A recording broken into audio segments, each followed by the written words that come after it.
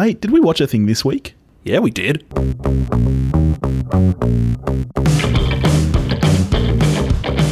Thanks for joining us, everybody. Welcome to the podcast. It's good to be here in a post-Oscars world. Billy, how are you? I'm okay. It's strange to be here in a post-Oscars world, I gotta say. Yeah, you're freaking out a bit? I'm feeling pretty weird. Like, the whole thing disoriented me, I think. I know that sounds like crazy, but like ones that I thought were locks, it turns out weren't locks. Like, I feel like I don't know up from down, east from west. I'm going crazy here. How are you doing? I think you've kind of indicated there. I had a shocker in the tipping. Same. See, last year I got 22 out of 24 right. I smashed it. This year I got 14. How about you? 15. Oh, you beat me at least. And I was one off top spot in my family's tipping competition, and 16. That's not meant to win. We were all just sitting around embarrassed at our efforts. I was going to say, your family aren't just like schmucks. Like, your family are all, like, half of them are in film clubs. Like, your family loves film. Oh, the Oscars is what keeps us together as a unit. Yeah, you guys do this every year. You watch the Oscars, you have a crazy tipping. Don't you actually have, like, a trophy? There is a perpetual trophy, yep. Yeah. And, like, for the winner to only get 16, that's insane. My other sister is who won. I dropped her home afterwards because we watched at my folks' place, and we pull up at her place. We have a little rant about a category or two, and she gets out and puts down on the passenger seat a bit of paper, which I thought was her ballot.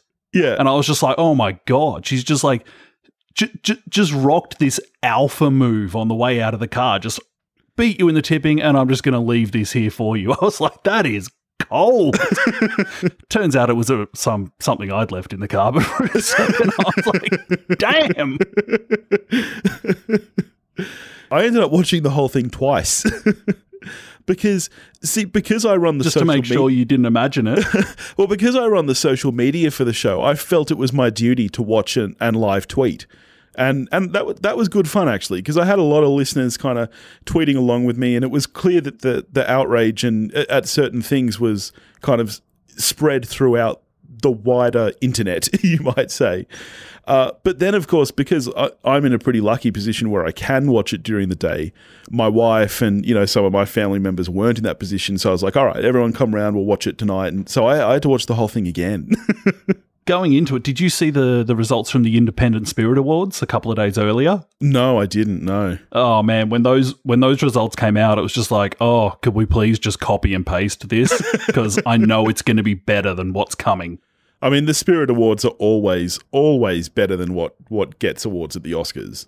They were a good group. Yeah, like they are usually genuinely good films. I mean, because it's the Independent Spirit Awards. Like, most of them actually have valuable messages and things to say, which is more than you can say for some of the Oscar films. One thing I was actually happy with was the no host. Yeah, that could well have been a train wreck, but for the most part, like I would say there were some points throughout the show where it had been kind of 45 minutes, between laughs or between a bit of energy. For the most part, it was fine. Should we talk about some winners and losers? Let's get into it. Can we start at the end?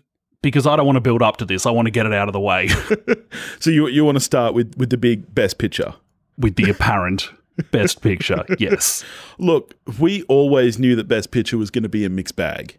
8 movies, not all of them great. And like we said in our preview, and I think that this is exactly what happened, Roma taking foreign picture was enough for them to go, it's got its award, let's give something else an award.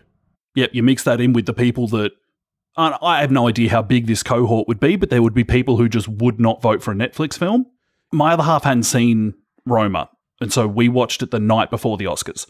Yeah. And watching it again was amazing, because it was like watching a Star Wars movie for the second time, where you're unbaggaged from expectation and desire that you hope this is the masterpiece that other people think it is and everything.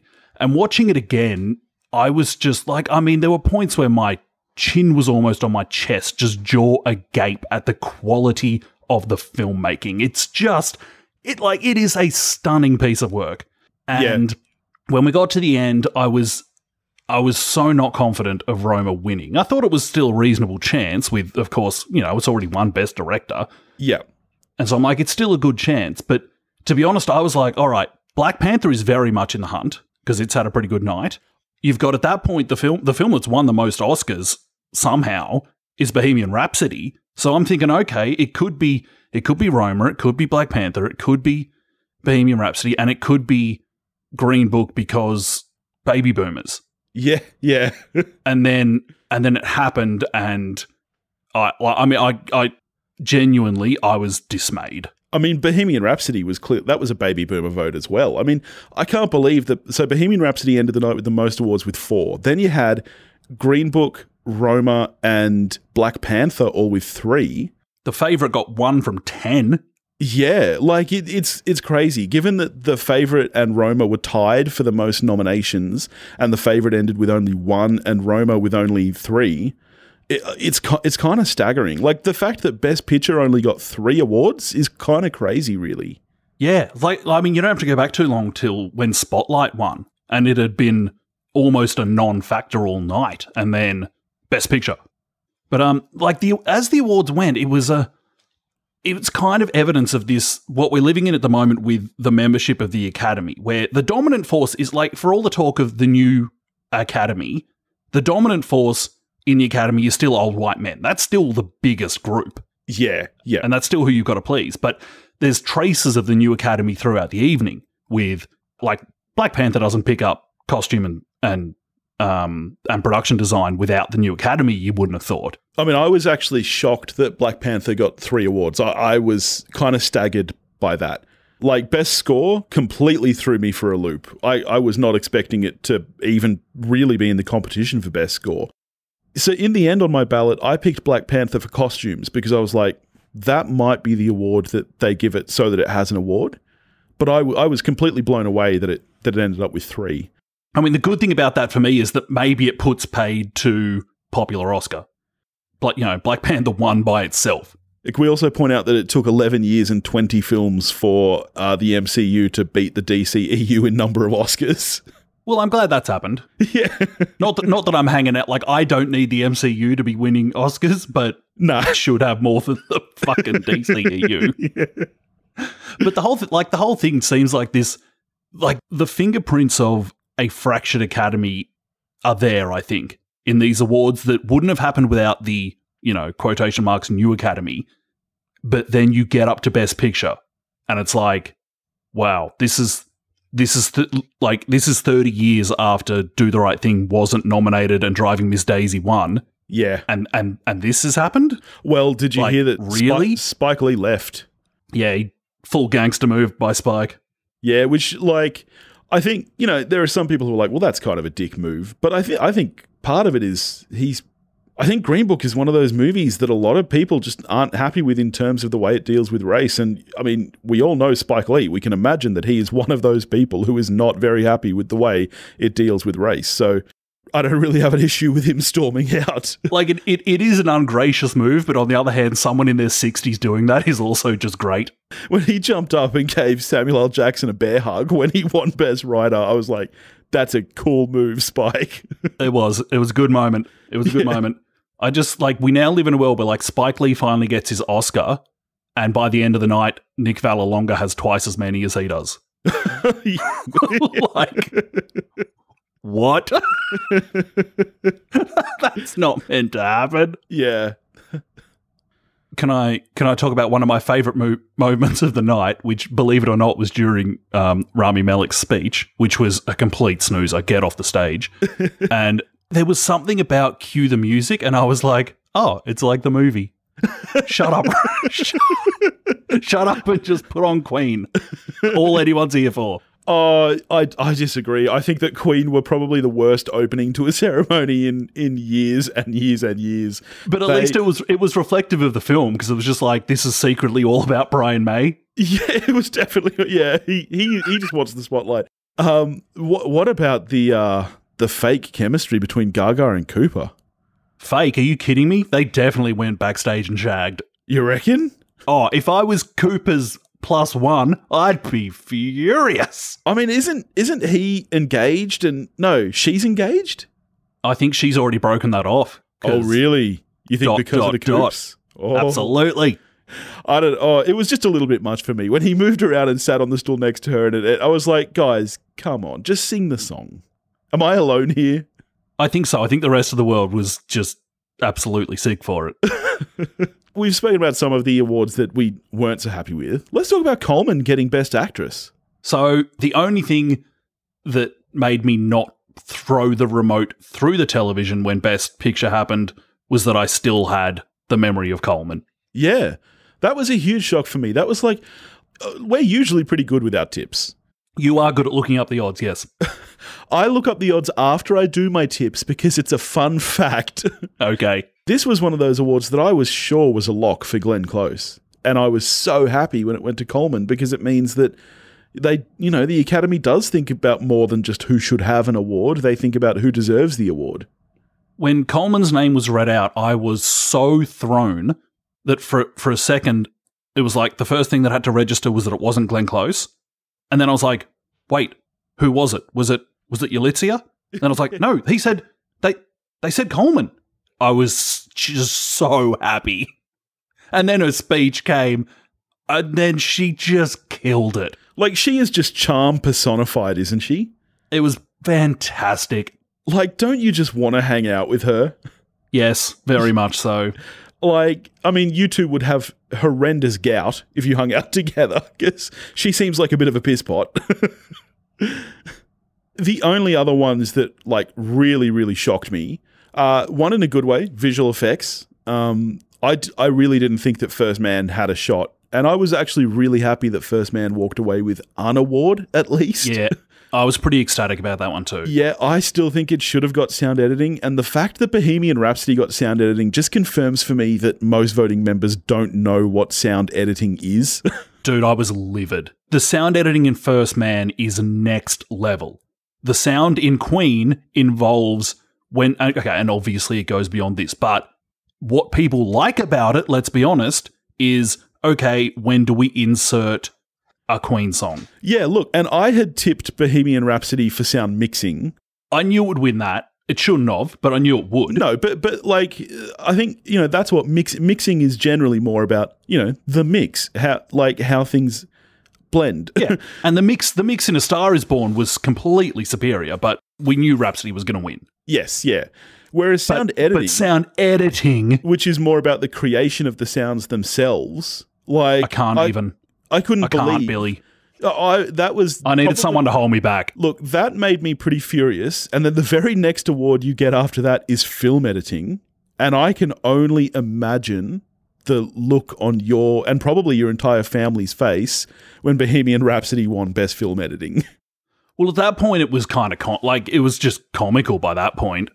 That award is not for the editing of the film. The award is for the guy who didn't have a director there who had to piece this thing together, and they said, well done on at least making a movie. Yeah. That's what the award's for. I think the only thing going forward for me is whether Green Book winds up in the category with The King's Speech, where people are like, really? That won Best Picture? Or if it winds up in the Crash bin of, you're kidding me. Because, I mean, and some of this is my own feelings, but I do not see us living in a world where this ages well at all. Yeah, look, I mean, it's hard to say. I'm a member of a lot of kind of like film groups on Facebook and Reddit and whatnot. And the thing about Green Book is it's very divisive. There are a lot of people out there who genuinely love this movie. Like, that was the one award where the reaction was really split. There were a lot of people who were like, yay, the movie that should have won did. And I was like, whoa, really? But it's, there really is a lot of genuine love out there for that movie in the public, which is surprising. But yeah, I don't think it's going to go the Crash route. I think there will always be some people, like our mate Sam from Movie Reviews in 20 Qs. He was dirty as, and he brought Crash up. But I think it's more just going to be a kind of forgotten. Like, I don't think the movie will be remembered enough in 10 years for people to compare it to Crash. Why would you remember it in 10 years? Yeah, Yeah, yeah. Like, I don't think it will go down with like Crash and Shakespeare in Love as one of those horrific train wrecks of a Best Picture winner that shouldn't have won. I think it'll just be like, oh yeah, that thing. I guess we'll know when we do our revisionist top 5 of 2018 in 2028. You reckon we'll still be doing this by then? Absolutely not. I mean, you'll probably die young. It's too late for me to die young. It's true. You've got to be young to die young, you old fart. You've missed the 27 boat. I'm almost old enough to vote for Green Book. You're basically a baby boomer. That's not what we call them in this country anymore, Billy. I'll thank you to use their proper name, boomer fucks. Or their extended scientific name, wealth hoarding boomer fucks. That is such an Aussie thing to say. You may as well have been like, them boomers. All right, is that enough griping and occasional celebrating? I think that's enough. All right, mate, let's talk about something else. How about we talk about something that didn't get any award love? Yeah, sure. I mean, I'm assuming that we watched the same thing. I hope so. I watched The Sisters Brothers. Oh, that's good because I also watched that. Nailed it. Sisters Brothers is a Western dark comedy directed by Jacques Audiard from a screenplay he co-wrote with Thomas Bidegain. Based on the novel of the same name by Patrick DeWitt, it stars John C. Reilly, who also produced the film, Joaquin Phoenix, Jake Gyllenhaal, and Riz Ahmed. Tell us what it's about, Toph. I don't know. You tell me what it's about. But this is our thing. I always read the cast list and stuff, and then you give the plot. All right, it's about the... No, it's fine. All right, I'll do it. So there's these two brothers in the Old West. They're like hitmen, assassins, working for this scary dude called the Commodore, and they fuck some shit up. I mean, what would you have said? I'd have said almost word for word what you said. There you go, perfect. So John C. Reilly actually was the one who had the rights to the book. He picked them up in 2011. Yeah. So he's been keen for a while. Which I believe is when the book was published, so he must have got on it straight away. He jumped right in there. Yeah. On the cast, how did you feel about John C. Reilly? You were saying last week that you prefer him in more serious roles. Yeah, absolutely I do. Yeah. And how did you find him here? I liked him. Yeah, same. I liked him. I actually think the cast is one of the best things about this film. Both John C. Reilly and Joaquin Phoenix are awesome. And Jake Gyllenhaal, who I really like sometimes, but I can find hit and miss. I actually really enjoyed him too. And it was nice to see Riz Ahmed awake in a film, unlike in Venom, where he slept through the entire thing. No, I disagree. I think it was nice to see that after the great performance he gave in Venom, he's clearly, made a step up and he's getting, some more roles after, people were obviously impressed by what he was doing there. And they're like, we got to keep an eye on this Ahmed kid. Okay, you know what? That sounds right. Yeah, that's one thing I do like a lot about the film, actually, is the dynamic between the brothers. Yeah, same. Yeah. I think Phoenix and Reilly are actually pretty great together, and like their willingness to antagonize the other one for no reason. Yeah. But that's also in there with a lot of care for the other one just rings very true for me. Yeah, I mean, you've got a twin. I actually don't have a brother, but you do. Is this... So you would say that this is like a real brotherly relationship that comes across on the screen? Look, it's not like my relationship with my brother. You two aren't hitmen in the Old West. For starters. But it's certainly one that I buy. Yeah. I thought they had great chemistry. And I really liked the blend of humor and drama in the film. I think, I don't know if I'd go as far as to call it a black comedy because I don't think it's that funny. And I don't think that the overall premise and plot is funny enough to call it a black comedy. But it's a good balance, I think. Europe does a pretty good job of standing in for Northwest United States, I think. Sure does. The film was shot largely in Spain, I think, with also France and Romania subbing in parts. Yeah, right. As you know, I don't live in Northwestern United States. So it's possible that for people that do are looking at this going, well, this is just weird. You're not fooling anyone. But if you are of that opinion, they did fool someone. They fooled me. Well, they definitely fooled me. I think the look of the film, earlier this year we had Ballad of Buster Scruggs, that was another Western film, and that actually was shot in the Western United States. And much of it, well, most of it, as we discussed, wasn't shot on a soundstage. It was all shot out in real environments. This, to me, looked just as good, and I bought it just as much as that.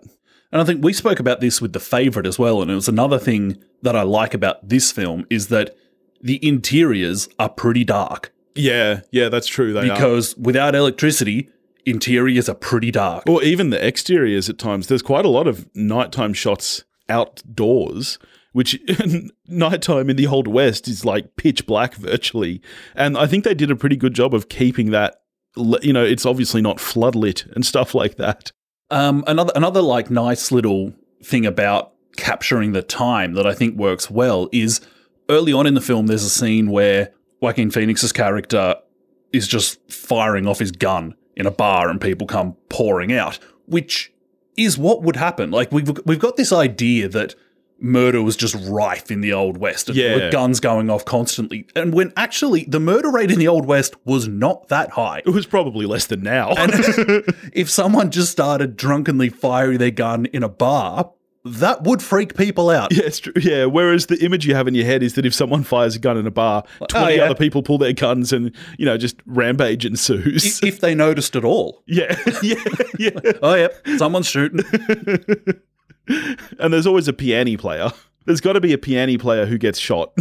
Poor guy. Falls down on the piano. You just hear like this. It's basically chopsticks. Just some sad notes as his face bleeds into the keys. So speaking of the time and the setting, 45 minutes before we get a female character. Yeah. I was thinking watching this movie, I was like, even though it's made in Europe, they very much subscribe to, in the Old West, there was about 6 women per state. And they were all whores. And they had one job. Like, there's some freak of the gene pool in the Old West where 99 out of 100 babies were male. And the others are whores. So I suppose, given the job that you have, and that there is only one job, you're going to be successful. Well, you are going to. In fact, one of them is so successful, they name a town after her. That's right. Can you imagine being so good at being a whore that they name a town after you? I, in fact, can. Like, that's the dream, isn't it? I wouldn't have thought so, no. Can you imagine just like you're traveling around and you enter Billyville and there's just like statues of me in my giant junk and they're like, wow, he's the best whore out there. No? I mean, unfortunately, you have painted a picture. It's not one I needed. But I mean, okay, so how did you feel about that? It's a bit eye-rolling, I find. Like, geez, really? Your imagination is so vast that you've come up with 2 women in the film and they're prostitutes.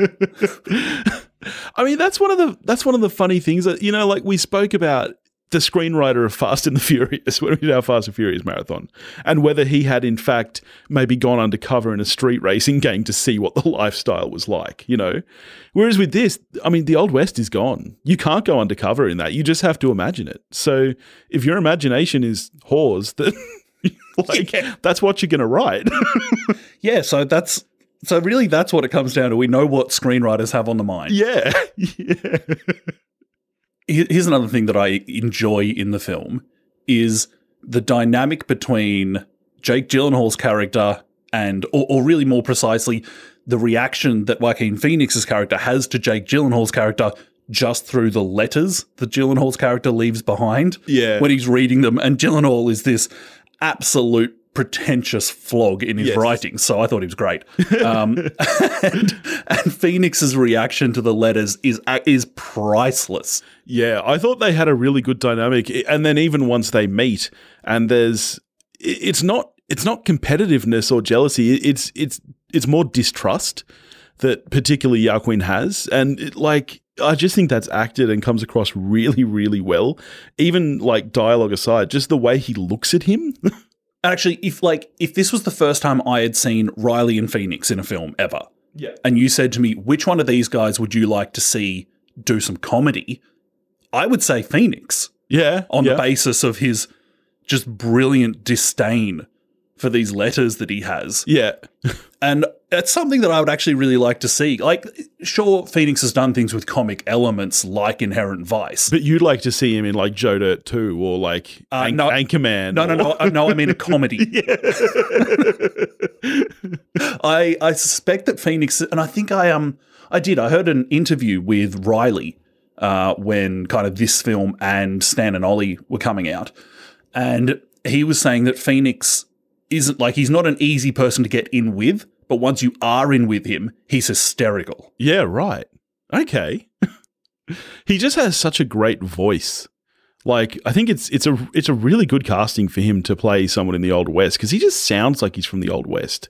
And Phoenix seems to have just so, when it comes to his appearance on film, Phoenix appears to have no ego. He's so okay with just, all right, this character should look like crap, so I'll look like crap. He looks like he smells. He looks like Johnny Depp. He does. Yeah. When he wakes up completely hungover in scenes, you're like, yeah, I want to be nowhere near you. Yeah. I thought he was great. Let's talk about the plot and whether I knew absolutely nothing about this film going into it other than it was about two brothers in the Old West. That's literally all I knew. I found this had quite a few twists and turns in the direction it was heading. Did you feel that way as you were watching it, or did you know what to expect? No, I didn't know what to expect at all in terms of story. All I knew going into it was Old West, Phoenix, and Reilly. Yeah. Really. So pretty much as I did, yeah. And the story, like, I don't care much about the story, to be honest. Really? I'm much more interested in the dynamics between the characters than I am the story. I think that's what I was expecting, and I ended up being surprised at how engaged I was in the story. You know, the story really does shift at times. You start by following these two hitmen, then halfway through they become prospectors, and then back to hitmen. And there's quite a large chunk in the middle there where they're living out and panning for gold and, you know, like living with Ahmed and Gyllenhaal. And I actually really enjoyed that stuff. See, I didn't really. Really. Part of it is just the sheer disbelief of Ahmed's character's formula. Right. Where I'm just like, come on, what am I watching here? And I was doing a Billy with this film. I was like, this doesn't need to be this long. Yeah, okay. Yeah, right. I was actually surprisingly okay with the length. Just like in Billytown. Billyville. Sorry. Get it right. Sorry. Respect Billy. Respect the statue. Yeah, so for me, that segment of the film is not one that I particularly like. I wouldn't go so far as to say I disliked it, but I certainly don't like it as much as just watching Phoenix and Reilly be dicks to each other. Yeah, okay. So you would have rather this movie been basically like Old West Step Brothers. I haven't seen Step Brothers. Step Brothers actually isn't bad. That's what I hear. Like, yeah. I remember seeing trailers for it and going, ugh. No, yeah, as far as those comedies go, and you know what I mean by those comedies. I do. It's top of the heap, definitely. That's what I hear. Yeah.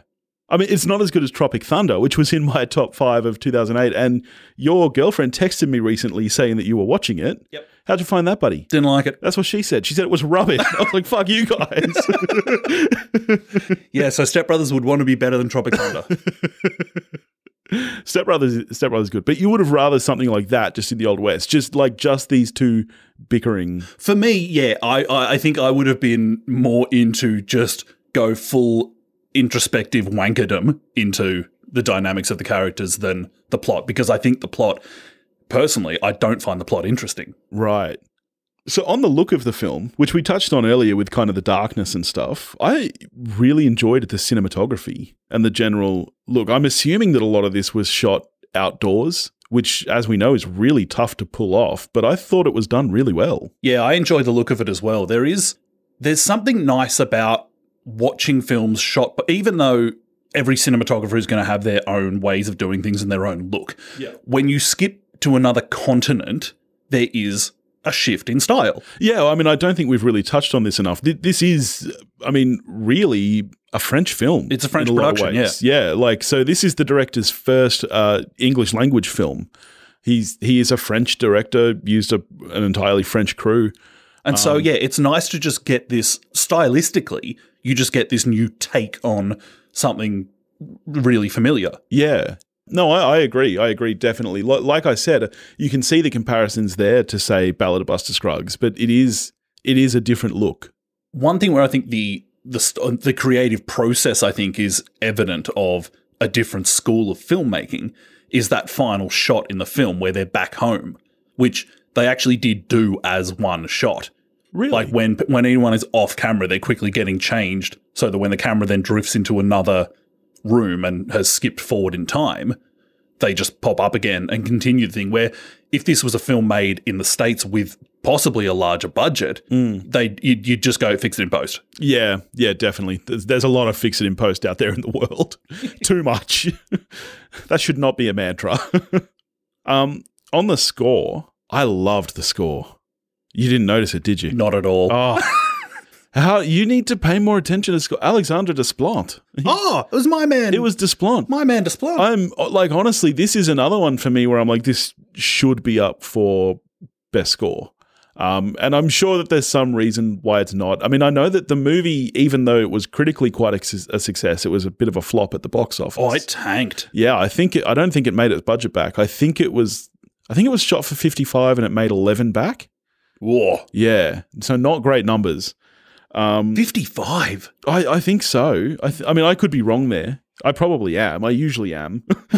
How about we Google this so that I'm not talking out of my ass?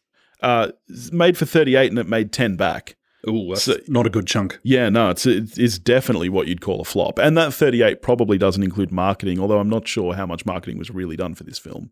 Yeah, so I don't know whether just not enough people saw it, but I am disappointed that it wasn't up for score, I got to say, because I thought the score was similar to how I felt about the score in First Man. It's not what you'd expect for the kind of movie it is. Like, you watch this and you would expect a real Western-sounding score, but that's not what is delivered. It's a lot of synth and piano, and it's really interesting, and yet it blends really nicely with what you're seeing on screen. So all in all, it sounds like we were both fairly positive on it. What are you scoring this? I'm a solid 6 out of 10. Right. I enjoyed watching it, but I certainly enjoyed sitting with the characters more than I enjoyed sitting with the story. Right. I'm a 7. I enjoyed this a lot more than I was expecting to. When I looked at the length and I was like, oh man, this is long. I'm not going to be able to get in the zone. And it's like Billytown. Yeah. Billyville. Sorry. And it's all old westy, but I ended up enjoying it a lot more than I thought that I would. And I do think that is due to a lot of the individual elements. So I was sitting there going, this is shot really nicely. This score is great. It was just a nice experience, I think, for me. All right. What are we getting to next week? Next week, we will be getting to a project that only took 30 years to get made. It's got to be up there with the record for development hell. Surely. Definitely. And that is, of course, Terry Gilliam's The Man Who Killed Don Quixote. Quixote.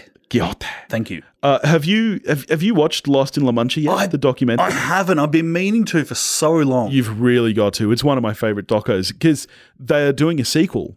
Yeah, I know. So the same crew who filmed it has been filming ever since that came out 20 years ago. They filmed all of his various attempts since, including this final production. And so that's going to be coming out. No one knows whether it'll be like a bonus on the international release or... but yeah, so that's pretty exciting. I'm keen for that. Well, that'll be next week. In the meantime, if you want to get in touch with us, you can do that at wewatchedathing.com or wewatchedathing@gmail.com. You can find us on Facebook, Instagram, and Twitter, all under the handle @wewatchedathing. If you want to help support the show, you can do that at patreon.com/wewatchedathing. Have a good one. Go watch a movie.